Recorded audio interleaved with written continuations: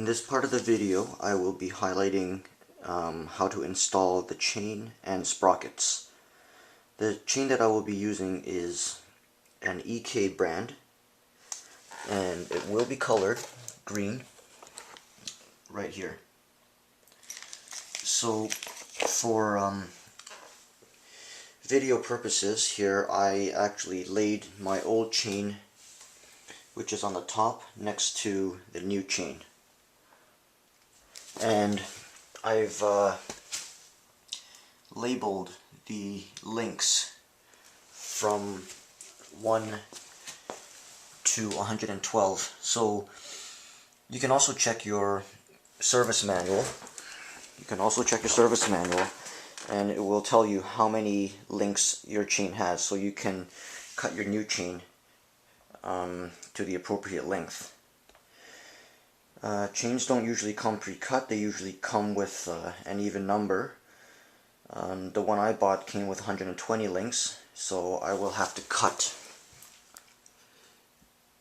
pretty much this much off the chain. The next thing that I wanted to highlight is the use of the master link. I am using a DID master link rather than the supplied EK master link, which I actually I think I lost it.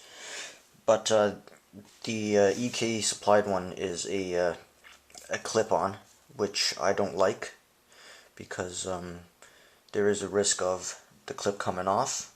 The DID master link you have to rivet on using the riveting tool, which I will highlight later on in the video. Now would be a good time to do a short tutorial on how to use this chain tool by Motion Pro. So I'll start off by highlighting each of the parts. Forgive me if I get the names wrong. So this is the business end of it.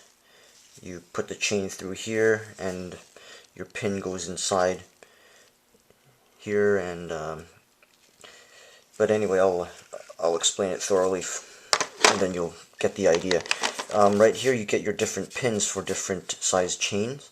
The smallest one here is actually for a cam chain inside the engine. The rest of them are different size chains, and this one's the riveter. Also, you get a little spring here that goes inside. This end here. So let's start by installing that. So you would choose the appropriate pin for the size of your chain. In my case, this is a 520 chain, and this would be the appropriate tool, or the appropriate pin, and it would just slide in there. This tool right here just threads on top of it. Now remember the spring that we put inside. It just allows the pin to retract once you start unscrewing it.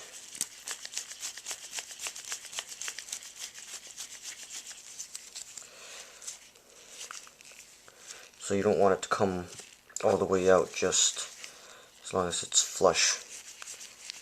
And then we just turn it in. And this tool here is a knurled rod that just slides in here, so you can get some leverage. And this obviously helps spin it. Otherwise, if you don't have this, you can put a socket in there and use your ratchet, which works just as well. So this is the anvil here that goes on the bottom end. This is for when you're riveting the master link. And then you have your two press plates. This one goes up in here, and the bottom one down here. So then you can just push together the the master link, so then you're providing even pressure. So I'm going to reassemble my tool for chain removal. Now, this being the 112th link, you got to keep in mind to cut right at the 112th link. So you want the 112th link off, because you still have to put on your master link, and the master link counts as one. So like most of my chains, I like to grind the rivet head off, so it makes it easier for the chain tool to go through.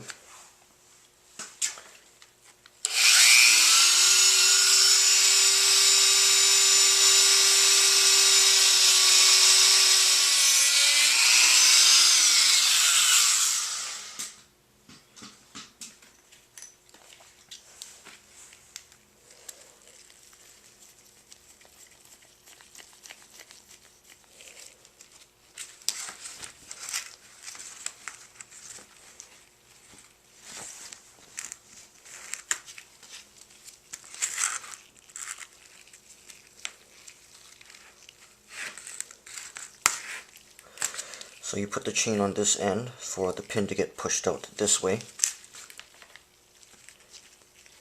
And then you turn the big bolt till it touches the end of the chain, or the chain face, so then both sides are touching. And then you screw in the small bolt, which pushes the pin out. And all you gotta do is just crank it and let the tool do its job.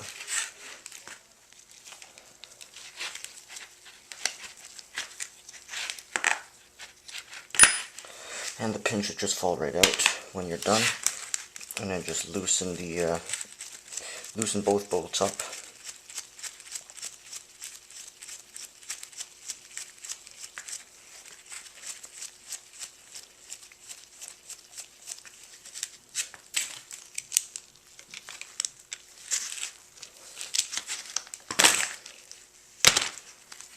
And the link should come right off.